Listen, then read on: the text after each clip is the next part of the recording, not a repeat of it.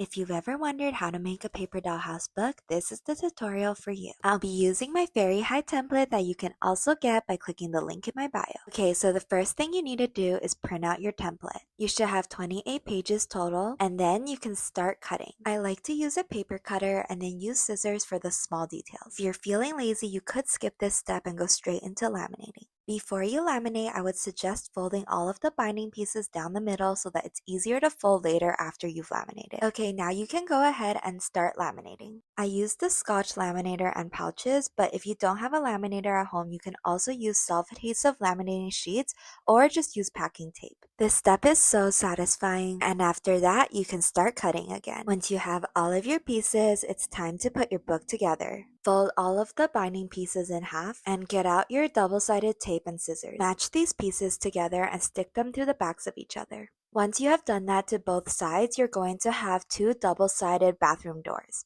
This book is a little bit more challenging than my others, so make sure to pay close attention. Now stick the vanity to the mirror. And now we have to attach the bathroom doors to the vanity like this. Get out your clear tape and use it as a hinge to stick the vanity and the doors together. Repeat that to both sides and you'll have something that looks like this. It's a little bit hard to explain, so if you have any questions, make sure to comment it below. Once they have been stuck on, it should open like this. Now we move on to the closet. Stick the wing closet to the right side of one of the closet pieces, and then stick the accessories closet to the left side of the other one. You should end up with two pieces like this. After that, stick the doors onto the flap so the right closet door goes on top of the wing closet. Repeat the same step with the door with the keycard lock. This door goes onto the back of the accessories closet. When you open it up, it should look like this. Now you have to stick on the locker flap. This one is pretty self-explanatory. You have to make it double-sided again by sticking them to the backs of each other